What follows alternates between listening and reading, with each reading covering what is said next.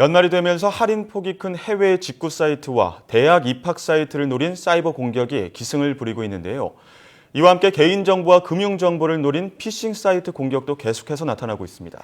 그래서 이 시간에는 연말연시에 자주 발생하는 사이버 공격 유형과 보안을 강화하는 방법, 전문가와 함께 자세히 알아보도록 하겠습니다. 고려대 정보보호대학원 문종섭 교수 전화 연결됐습니다. 교수님 안녕하십니까? 예, 안녕하십니까? 네, 요즘 직구라고 해서 이 해외 사이트에서 물건을 직접 구매하는 사람들이 굉장히 많은데요. 그런 예. 직구하는 소비자들을 겨냥한 사이버 공격 사례 어떤 것들이 있는지부터 우선 짚어주시죠. 예, 그 해외 사이트 특히 제일 많이 이용하는 게 이제 직구할 때 운송업체나 네. 또는 그 비용 지불하는 업체 같은 경우에 피싱 사이트가 많이 있습니다. 네. 최근에 그 예를 들어서 미국에서 제일 많이 쓰는 사이트가 페이팔 사이트인데요. 페이팔 사이트에서 이제 그 신용에 문제가 있으니까 와서 교정하라고 이런 이메일들이 날아오거든요. 거기에 클릭하게 되면 웹사이트 연결돼 가지고 네. 자기 개인 정보가 나가는 경우도 발견되었습니다. 네. 예, 이메일을 열어볼 때 참 주의해야 될 것 같은데요. 예. 그런가 하면 이 수능 성적표가 배부되고 대학교 입학 시즌이 되면서 학교나 교육 관련 홈페이지에도 이 악성 링크를 씹는 공격도 늘어나고 있다고 하는데 이렇게 예. 악성 링크가 삽입된 홈페이지에 들어가면 어떤 피해들이 생기는 건가요? 예, 주로 이제 이 악성 홈페이지의 목적이 개인정보 취득이 목적이기 때문에요. 예. 이 접속을 하게 되면 일반적으로 알 수 없는 개인정보, 패스워드라든지 또는 이메일, 전화번호, 계좌번호 이런 걸 요구하게 됩니다. 네. 그렇게 되면은 이제 2차 이제 공격이 발생하는 것이죠. 나중에 이메일을 통해서 광고가 날라온다든지 또 추후에 어떤 여러 가지 그 문제들이 많이 생기게 됩니다. 예. 네, 이 인터넷 이용하다 보면은 누구나 한 번쯤은 이런 경험 해볼 것 같다는 생각이 드는데요. 예. 그렇다면 이런 말씀해주신 것처럼 악성 링크로 인한 각종 피해를 줄이기 위해서는 좀 어떤 점을 조심하는 게 좋을까요? 우선 개인적으로 링크라고 판단할 수 있는 부분은 가능하면 클릭을 하지 않아야 됩니다. 네. 예.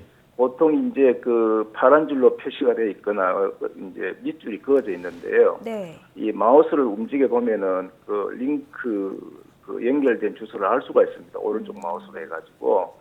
그래서 자기가 친하게 가든 늘 가든 그런 웹사이트 있더라도 한 번 더 확인해 보게 되면 이게 조금 이상하구나 싶을 때는 누르면 안 되고요. 만일 한다 하더라도 그 백신 프로그램 같은 경우 설치를 해놓게 되면은 연결되기 전에 먼저 검사를 해주니까 피해를 줄일 수가 있습니다. 네. 예. 링크는 되도록이면 클릭을 금지하고 이 백신을 예. 꼭 설치해야 될 것 같은데요.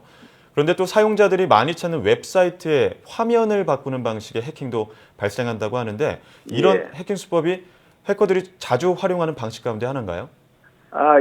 그 서버의 화면 바꾸는 해킹, 디페이스 해킹이라고 하는데요. 예. 이런 경우는 개인에게 피해가 발생하지 않습니다. 서버가 공격당해서 개인이 그냥 보는 거기 때문에요. 네. 개인 입장에서는 큰 어떤 해악이 없습니다. 예. 그런데 개인 입장에서 큰 피해를 입게 되는 그 해킹 수법 중에 피싱 많이 있잖아요. 예. 요즘에 이런 연말연시 때는 이 피싱 공격이 더욱더 심해질 것 같은데요. 현재의 예. 상황은 어떤지도 설명해 주시죠. 그 피싱 공격은 보통 이메일로 해서 들어오는 링크를 클릭을 하거나 또는 자기가 많이 가는 웹사이트에 가서 클릭을 하게 되면은 이제 그 공격자가 만들어 온 그 서버로 연결을 하는 걸 피싱이라 그러거든요. 네. 이걸 우선 말씀드렸듯이 제일 먼저는 조금 의심스러운 어떤 링크가 있으면은 클릭을 안 하는 것이 제일 최선이고요. 두 번째는 이제 클릭을 하더라도 백신이 설치되어 있으면은 다는 아니더라도 어지간히 공격을 막아줄 수 있게 돼 있고요. 세 번째는 아차 이거 잘못됐구나 하는 순간에는 이제 관련 어떤 기관에 예를 들어서 금융보안원이라든지 기사라든지 경찰청 이런 데 연락하게 되면은 큰 피해를 줄 수가 있습니다. 예. 관련 기관에 이제 신고를 하면은 된다라는 말씀을 해주셨는데 이 밖에도 혹시 금융사기 피해가 발생한 경우에 대처할 수 있는 방법이 있을까요? 지금 방금 말씀드렸듯이 이게 예. 돈과 관련된 같은 경우는 우리가 친하게 알고 있는 112나 또는 키사 사이트라 그래가지고 133이 금융감독원입니다. 그다음에 각 은행들 자기가 거래하고 있는 은행들의 일단 지급 정지를 요청하게 되면 제일 먼저 일단은 그 자기가 피해를 안 당하게 되고요. 두 번째는 피해를 당하더라도 큰 피해는 많이 줄이게 됩니다. 예. 알겠습니다. 자, 133 금융감독원에 신고하시는 133이에요. 예. 다시 한번 말씀해 주십시오.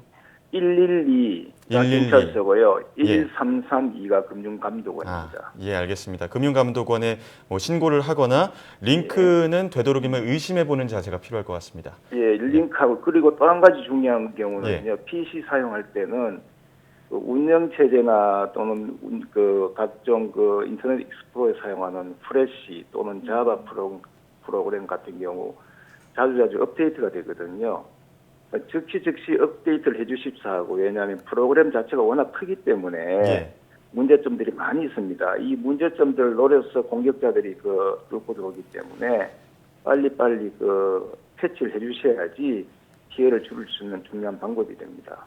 네. 예, 알겠습니다. 백신 설치하시고 업데이트 꾸준히 하시는 그런 습관 필요할 것 같습니다.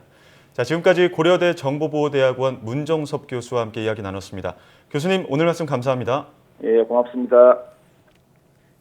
예, 무조건 링크나 혹은 백신 설치하는 그런 습관 꼭 키우시는 게 좋을 것 같습니다. 네, 뭐 기업 입장에서 이 보안을 좀 강화하는 대책 마련하는 것도 중요하지만 무엇보다 이용자 개개인이 이런 뭐 여러 가지 피해를 예방할 수 있도록 기본적인 보안 수칙 지키는 게 무엇보다 중요할 것 같다는 생각이 듭니다.